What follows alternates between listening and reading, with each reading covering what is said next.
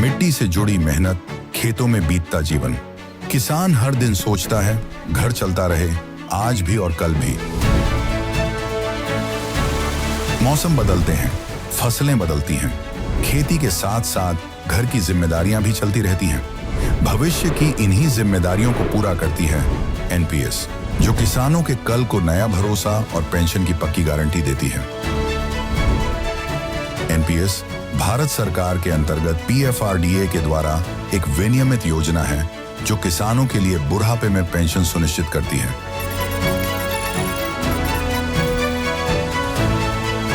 NPS खाता खोलने के लिए अपने नजदीकी सीएससी से संपर्क करें या 1800-1107-08 पर कॉल करें। पेंशन की पक्की गारंटी के लिए एनपीएस जरूरी है।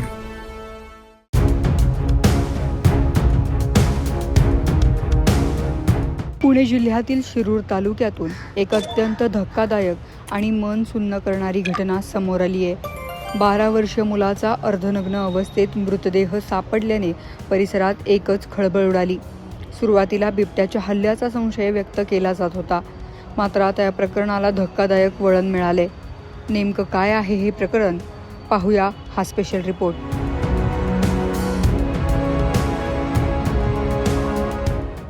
पुणे जिल्ह्यातील शिरूर तालुक्यातील मांजरे वस्ती मंगळवारी सायंकाळी इथं एकच खळबळ उडाली।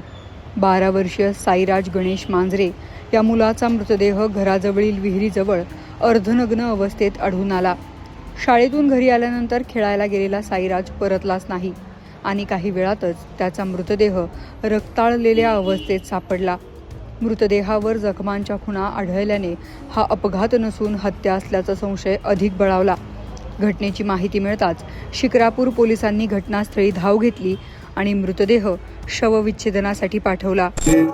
शिरूर तालुक्यात दहिवडी गावात तर काल रोजी एक 12 वर्षाचा मुलगा साईराज गणेश मांजरे या शाळेत गेला होता आणि ज्यावेळी तो शाळेतून परत घरी आला नाही, मग त्याचे घरच्याने त्याचा शोध सुरू केला।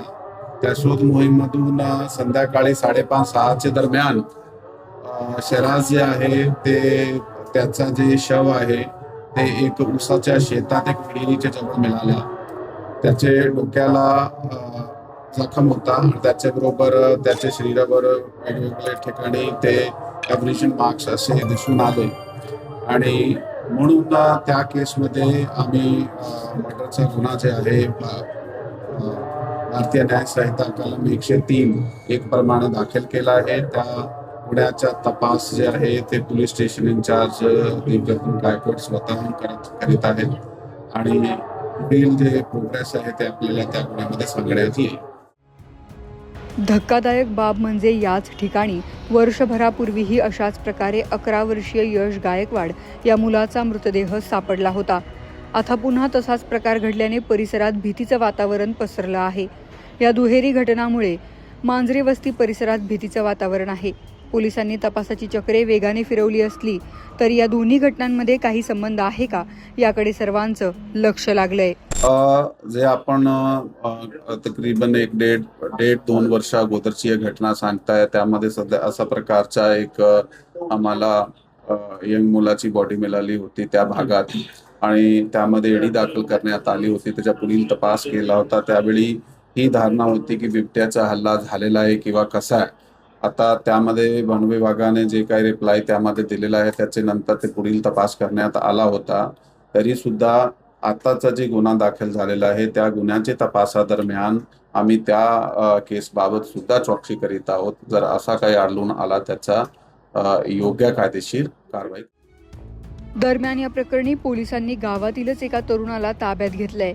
प्राथमिक तपासात समोर आलेली माहिती अत्यंत संतापजनक आहे।